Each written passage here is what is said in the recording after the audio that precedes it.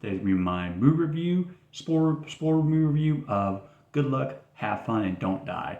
So the movie starts off with the man played by Sam Rockwell, and basically he enters a diner busy with full people, and he's done this multiple times, and every time they do it, it's a fail. This is the 117th time he's done it. He believes this is the one to do it. He picks a ragtag group of people, two school teachers, a mother who lost his son, lost her son, Uber driver, a woman who likes pie, and a Boy Scout counselor. That's basically what the movie is. And this is a character chapter film. So we meet up first with the first character chapter is Mark and Janet. Mark is actually a substitute teacher who finds out that the last teacher went sabbatical and many others went sabbatical as well. He finds out that these students are not normal. Something's up with them. They're on their phones. This is not what they want. And other teachers, this is normal, but to him, this is not normal. He accidentally touches one of the students' teachers. I mean, one of the students' phones, and they go after all the students from the school go after Mark and Janet, and that's how they land in the diner. The second one is Susan, who lost her son named Darren in a school shooting, and she is waiting in the counseling, and the three mothers also lost their kid. But this is like it happens all the time. To Susan, this is devastating her, and now these mothers want to help her, so they give her a card, said these people can help you, call it again, go to them, they'll help you, and she reluctantly does it, and she finds out that these people make clones of their loved ones. Another great movie is a depressing but great sci-fi movie called Artificial Intelligence. Recommend it. Really good reference on that. Very well done.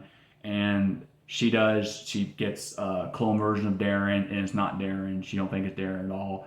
And she finds an earpiece that has Darren's voice, and it actually is Darren probably. And Darren tells her that, hey, I can help you. And that's how she's in the diner. That's how she becomes the part of the ragtag group. And the next one is a princess named or a princess, a woman dressed as a princess named Ingrid, and she, as a child, is allergic and also has disease of allergic disease of technology. Technology make her nose bleed and make her super weak and super sick, and she is against technology, and she has a boyfriend who also gets technology but somehow gets involved in technology with VR, and she is against it completely, and that's why she's in the diner. But Sam Rockwell's character never picks her, and then finally, I guess life flashes. He decides to pick her, and he does, and it turns out that Ingrid also is in the film is actually Sam Rockwell's mother. Really cool reference to Terminator, John Connor and Sarah Connor. Really cool reference on that. And we find out that the movie, basically in the first act, the movie is not highly action film, but it does have action. But it's not like over top action. But it does. The movie is super weird. If you like weird movies, this is for you. I like weird film. I like something different. Nothing Hollywoodish. This is not a Hollywood film. It feels like the director and a director taking his idea and just going with what he believes it's. Sadly, it bombed, but that's what happens. I guess when you go with that kind of creativity, probably. But the movie did a great job of doing that. And so the third act is Ingrid, Susan, and Sam Rockwell's character. They're in. We find out that they have to find this 9-year-old boy who's created this AI machine. They do, and they find out that it's a clone version of him, I guess you might say.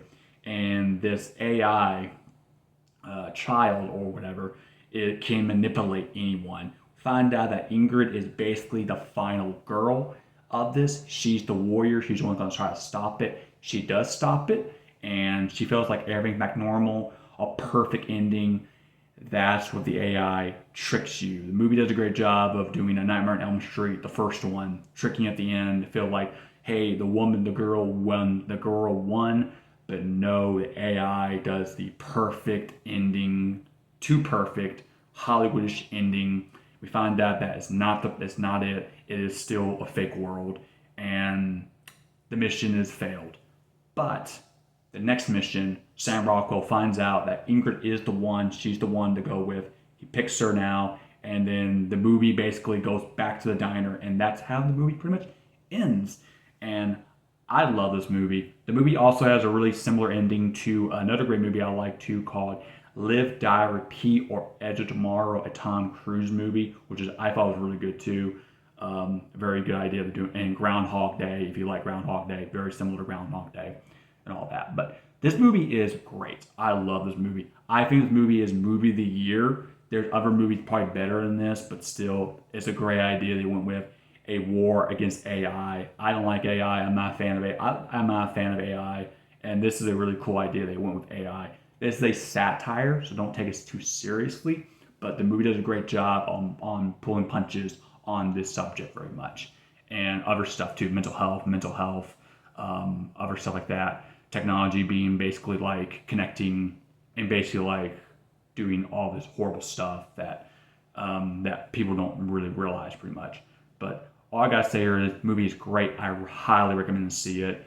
And yeah, hope you guys enjoyed my short review, and I'll see you next time.